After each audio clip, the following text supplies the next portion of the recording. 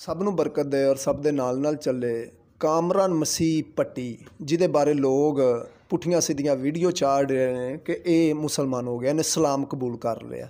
ਉਹ ਭਾਈ ਇਸਲਾਮ ਨਹੀਂ ਇਹਨੇ ਕਬੂਲ ਕੀਤਾ, ਇਹ ਮਸੀਹੀ ਹੈ, ਮਸੀਹੀ ਸੀ, ਮਸੀਹੀ ਰਵੇਗਾ ਔਰ ਮਸੀਹੀ ਹੈ ਵੇ।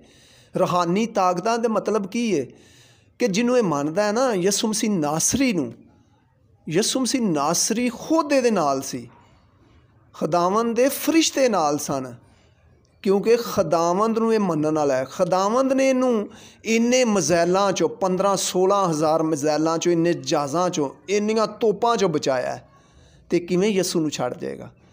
ਗਲਤ ਵੀਡੀਓ ਨਾ ਚਾੜਿਆ ਕਰੋ। ਪਾਕਿਸਤਾਨ ਜਿੰਨਾ ਹੀ ਮੁਸਲਮਾਨਾਂ ਦਾ ਉਨਾ ਹੀ ਮਸੀਹਾਂ ਦਾ, ਉਨਾ ਹੀ ਇੱਥੇ ਰਹਿਣ ਵਾਲੇ ਹਿੰਦੂਆਂ ਦਾ, ਉਨਾ ਹੀ ਸਿੱਖਾਂ ਦਾ, ਉਨਾ ਹੀ ਪਾਰਸੀਆਂ ਦਾ, ਉਨਾ ਹੀ ਸ਼ੀਆਂ ਦਾ।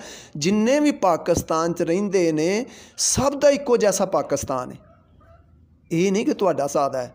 ਜਦੋਂ ਤਾਰਾ ਸਿੰਘ ਨੇ ਇੱਕ ਨਾਰਾ ਮਾਰਿਆ ਸੀ ਨਾ, ਹਿੰਦੂ ਸੀ, ਉਹਨੇ ਕਿਹਾ ਸੀ ਜੋ ਮੰਗੇਗਾ ਪਾਕਿਸਤਾਨ ਉਸਕੋ ਦੇਂਗੇ ਕਬਰਸਤਾਨ। SP ਸਿੰਘਾ ਇੱਕ ਮਸੀਹ ਸੀ, ਉਹਨੇ ਕਿਹਾ ਸੀ ਪਾਕਿਸਤਾਨ ਬਣਾਏਂਗੇ, ਸੀਨੇ 'ਤੇ ਗੋਲੀ ਖਾਏਂਗੇ। ਕਿਸੇ ਦੀ ਜ਼ਰੂਰਤ ਨਹੀਂ ਸੀ ਪਈ ਉਹਨੂੰ ਕਹਿਣ ਦੀ, ਤਾਰਾ ਸਿੰਘ ਨੂੰ ਇੰਨੀ ਗੱਲ, ਲੇਕਿਨ SP ਸਿੰਘਾ ਨੇ ਕਿਹਾ ਸੀ। 65 ਦੇ ਵਿੱਚ 71 ਦੇ ਵਿੱਚ ਸਿਸਕ ਚੌਧਰੀ ਸੀ, ਉਹਨੇ ਨਾਮ ਹਾਸਲ ਕੀਤਾ।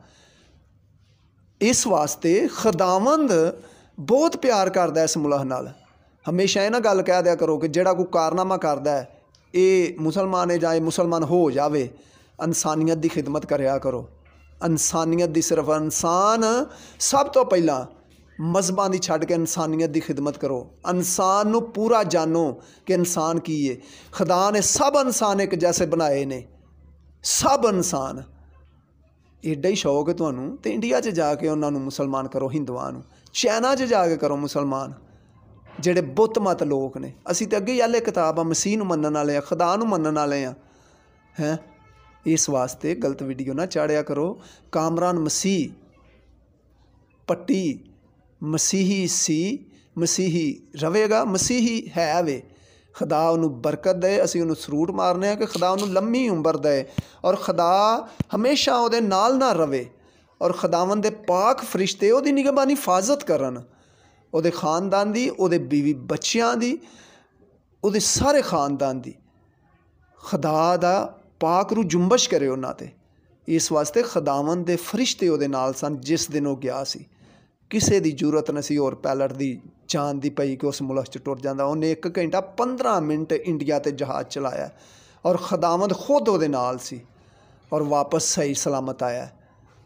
ਇਸ ਵਾਸਤੇ ਮਸੀਹੀ ਨੂੰ ਮੰਨਣ ਵਾਲੇ ਕਦੀ ਵੀ ਕਿਤੇ ਨਹੀਂ ਗਏ। ਉਹ ਸਿਰਫ ਮਸੀਹਤ ਨੂੰ ਮੰਨਦੇ ਨੇ ਔਰ ਮਸੀਹਤ ਨਾਲ ਪਿਆਰ ਕਰਦੇ ਨੇ ਔਰ ਮਸੀਹਤ ਨਾਲ ਮੁਹੱਬਤ ਕਰਦੇ ਨੇ। ਖੁਦਾਵੰਦ ਤੁਹਾਨੂੰ ਸਭ ਨੂੰ ਬਰਕਤ ਦੇ।